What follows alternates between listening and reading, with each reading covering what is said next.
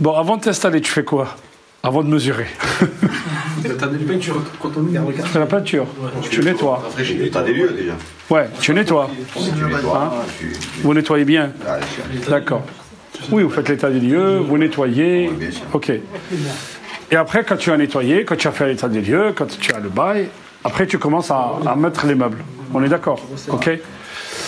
Ça, c'est l'exemple que donnent les mystiques pour quand on parle de ce qu'on appelle takhliya ou tahliya. C'est quoi tahliya ou tahliya? On vous dit, le cœur, c'est comme une maison que vous allez habiter. Votre cœur, c'est la même chose. Et avant de rentrer dans une maison, vous allez nettoyer, vous allez rafraîchir, ok?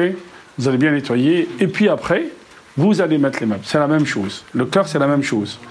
Avant de vous abreuver des valeurs de l'islam et tout ça, qu'est-ce que vous devez faire? Vous devez nettoyer votre cœur. Vous devez nettoyer votre cœur de toutes les, je dirais, de toutes les détritus ou de tous les détritus qui ont occupé votre cœur pendant des années et des années. C'est-à-dire que vous avez des concepts qui sont faux dans votre cœur. C'est ça en fait, c'est ce que disent les mystiques. Et c'est comme ça qu'ils élèvent leurs disciples. C'est-à-dire, il lui dit, enlève tout ce qui touche à ton cœur, ce qui t'attache à la terre. Enlève tout ça et remplis-le par quoi? Par les concepts du Coran.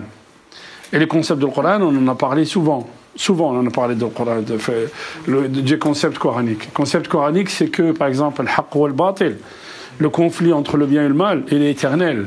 Ça ne te choque pas que tu reçois des coups par derrière de tes frères. Il ne faut pas que tu sois choqué. Il faut que tu sois solide. Ok?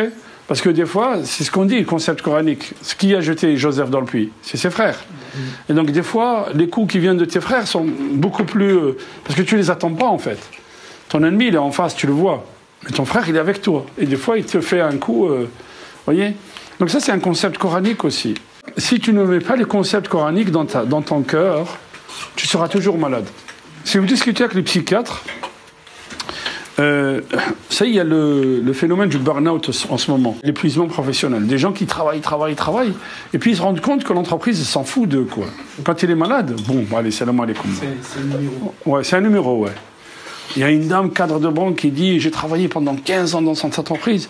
Quand je devais partir, il y a une secrétaire qui m'a fait signer un truc et j'ai trouvé personne pour m'accompagner. Rien, zéro, allez, dégage. Et le problème, c'est que ces gens-là, quand vous discutez avec les psychiatres, ils ont un problème existentiel. En fait, ils oublient à travers le travail. Un jour ou l'autre, tout ça va finir.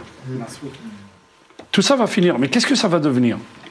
Et c'est pour ça que le Coran, il t'explique ce que tu vas devenir. Et c'est le Coran qui t'apaise. Parce que tout ça va finir. Donc, qu'est-ce qu'on fait?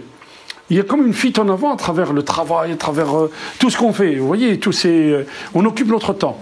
On ne s'arrête jamais. Le restaurant, les sorties, nanani, le travail.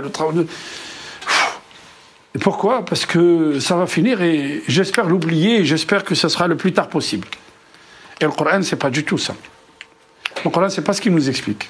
Le Coran nous dit, oui, vous allez mourir, alors préparez maintenant.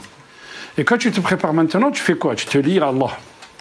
Le lien avec Allah, c'est le lien avec Alam al-Ghaib. Le lien avec Allah, c'est ce qui fait descendre sur toi la sérénité. Parce que tu te lis à Allah subhanahu wa ta'ala, et c'est ce que je vous disais tout à l'heure, les concepts coraniques. Pourquoi quand tu lis le Coran, à chaque fois tu as l'impression de découvrir quelque chose de nouveau? Parce que le Coran, il t'explique, il vient de Alam al-Ghaib. Il t'explique là où tu étais avant d'arriver ici, et là où tu vas aller quand tu partiras d'ici. Et donc tu as les réponses à tes questions. Et c'est ça qui fait l'apaisement. Vous avez vu comment elle s'appelle la chanteuse là? Diams. Oui. Vous avez vu quand elle a fait le reportage? Non, mais c'est la réalité. Quand elle a fait le reportage, elle a dit, les gens, ils applaudissaient. Et moi, je rentrais chez moi et je pleurais. Et je disais au fond de moi, arrêtez d'applaudir. Elle a dit, quand la première fois je me suis prosterné, on dirait qu'il y avait une montagne sur moi et qu'on a enlevé.